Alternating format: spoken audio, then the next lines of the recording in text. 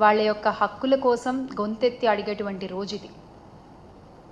1911లో మొట్టమొదటిసారిగా మనం అంతర్జాతీయ మహిళా దినోత్సవాన్ని జరుపుకున్నాము. ఆ తర్వాత 1975లో యునైటెడ్ నేషన్స్ దీన్ని రికగ్నైజ్ చేసింది. మహిళలు కూడా వాళ్ళకి సమాన హక్కులు కల్పించాలి, సమాన అధికారం ఉండాలి అని చెప్పి గుర్తించి ఆ రోజు నుంచి ఇంటర్నేషనల్ ఉమెన్స్ డేగా మనం దీన్ని జరుపుకుంటున్నాం. అయితే సమాన హక్కులు, అధికారాలు, అవకాశాలు ఇవన్నీ పక్కన పెడితే అసలు భరోసా ఏది మహిళలకి ఈ రోజున ఆంధ్రప్రదేశ్లో? ఈ కూటమి ప్రభుత్వంలో మహిళలకి భరోసా ఏది? మహిళలకి అభ్యుదయము, మహిళా సాధికారత అని గొప్ప గొప్ప మాటలు మాట్లాడిన చంద్రబాబు నాయుడు గారు ఇప్పటి గౌరవ ముఖ్యమంత్రి. సార్, అంటే మీ మాటలు వింటుంటే హాస్యాస్పదంగా అనిపిస్తుంది. ఒక మాట ఏమన్నా మాట్లాడాము అంటే ఆ మాటకి క్రెడిబిలిటీ ఉండాలి. అది మీరైనా, డిప్యూటీ సీఎం గారు పవన్ కళ్యాణ్ గారైనా, హోంమంత్రి వంగల్పూడి అనితగారైనా, ఒక మాట నోట్లోంచి వచ్చిందంటే ఆ మాటకు క్రెడిబిలిటీ ఉండాలి. కానీ ఈ రోజున ఆ క్రెడిబిలిటీ కూడా క్రెడిట్లో తెచ్చుకోవాల్సిన పరిస్థితి మీ కూటమి ప్రభుత్వానికి. ఈ రోజున మహిళలకి ఎటువంటి భరోసా లేదు, ఎటువంటి ఆసరా లేదు, మీ పాలనలో రక్షణ లేదు. కానీ వైఎస్ఆర్ కాంగ్రెస్ పార్టీ ప్రభుత్వంలో గత 5 ఏళ్ళు కూడా మహిళలకి అగ్రతాంబూలాన్ని ఇచ్చినటువంటి ఘనత మా పార్టీ అధినేత వైఎస్ జగన్మోహన్ రెడ్డి గారిది, అప్పటి రాష్ట్ర ముఖ్యమంత్రి వైఎస్ జగన్మోహన్ రెడ్డి గారిది. నవరత్నాల్లో కూడా 90% లబ్ధిదారులు మహిళలే ఉన్నారు. 90% ఇచ్చిన నవరత్నాల హామీల్లో లబ్ధిదారులు 90% మహిళలే ఉన్నారు.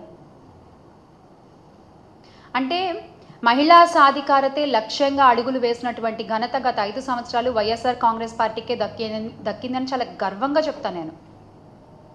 డీబీటీ ద్వారా 1.89 లక్షల కోట్లు, అలాగే నాన్ డీబీటీలో మరో 94,347.26 కోట్ల సాయాన్ని అందించారు. మహిళా భద్రత, మహిళా అభ్యుదయం కోసం పోరాడిన ఘనత వైఎస్ఆర్ కాంగ్రెస్ పార్టీది.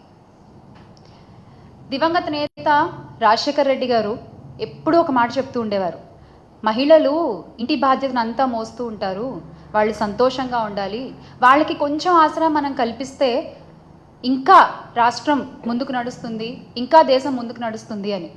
ఆ మాటని గుర్తుపెట్టుకుని వాళ్ళ నాన్నగారి కంటే 2 అడుగులు ముందే ఉండి ఈ మహిళా సాధికారతలో, మహిళా అభ్యున్నతిలో, మహిళల రక్షణలో మా అధినేత వైఎస్ జగన్మోహన్ రెడ్డి గారు సుపరిపాలన అందించారు గత 5 ఏళ్ళు కూడా. ఎటువంటి దుస్సంఘటన జరిగినా కూడా నిమిషాల్లో అక్కడికి చేరుకునేటువంటి పోలీసులు, దిశ వ్యవస్థ, SOS నెంబర్ ద్వారా, ఫోన్ షేకింగ్ ద్వారా లొకేషన్ని ట్రేస్ చేసి అక్కడికి చేరుకుని సంపూర్ణ వివరాలను సేకరించి వాళ్ళకి, ఆ నిందితులకి శిక్ష పడేలా చేసి విక్టిమ్స్కి న్యాయం జరిగేలా చేసినటువంటి ఘనత గొప్ప దిశ యాప్ది. ఆ దిశ యాప్ని ఈ రోజున మీరు నిర్వీర్యం చేసేసారు.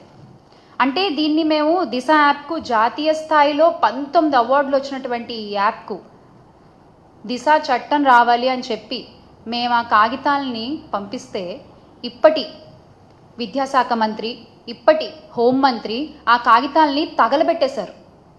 ఆ రోజున మీరు అనుకుని ఉండొచ్చు కాగితాలు తగలబెట్టేశామని, కానీ ఈ రోజున అవే నిప్పులు ఆడవాళ్ళ ఒంటి మీద కనబడుతున్నాయి. మీకు కనిపించట్లేదా? ఆ రోజున పేపర్లు తగలబెట్టేశారు, ఈ రోజున అదే నిప్పుల్లో ఆడపిల్లలు తగలడిపోతున్నారు. అవేమీ మీకు కనిపించవు కదా అస్సలు. అంటే మీది ఈ మహిళా భద్రత విషయంలో మీ కూటమి ప్రభుత్వం ఫెయిల్ అయింది అని మీ మంత్రి గారే, ఉప ముఖ్యమంత్రి గారు, గౌరవనీయ పవన్ కళ్యాణ్ గారే ఒప్పుకున్నారు. Yes, we fail to protect our women in AP అని ఆయనే ఒప్పుకున్నారు. ఇకపోతే అనిత గారు గత ఏడాది జూన్ నుంచి జనవరి మధ్య నెలల్లో కూటమి పాలనలో మహిళలపై నేరాలకు సంబంధించి 16,809 కేసులు నమోదైనట్లు శాసనసభలో ఆవిడే వెల్లడించారు.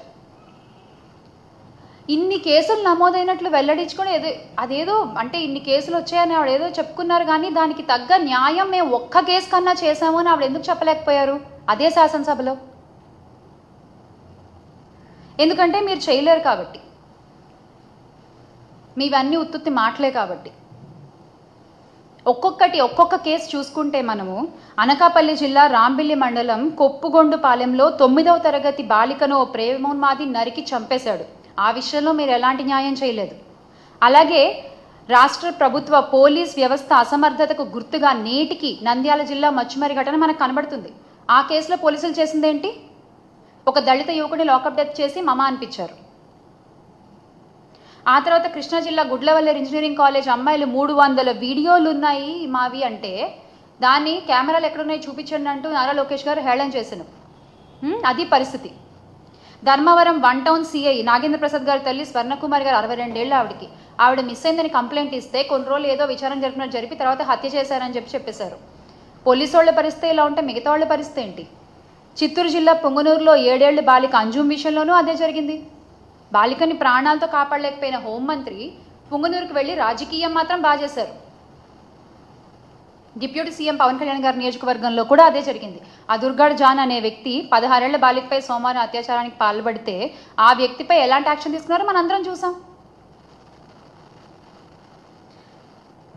మీ ప్రభుత్వంలో ఇలా జరుగుతుంటే మా ప్రభుత్వంలో, గత ప్రభుత్వంలో వైఎస్ఆర్ కాంగ్రెస్ పార్టీ అధికారంలో ఉన్నప్పుడు, జగన్మోహన్ రెడ్డి గారు ముఖ్యమంత్రిగా ఉన్నప్పుడు మహిళలకు ఎంత భరోసా కల్పించారు. ప్రతి అడుగులోనూ ఒక సోదరుడిగా, ఒక కొడుకుగా తోడుండి మహిళల్ని ముందుకు నడిపించిన ఘనత వైఎస్ జగన్మోహన్ రెడ్డి గారిది.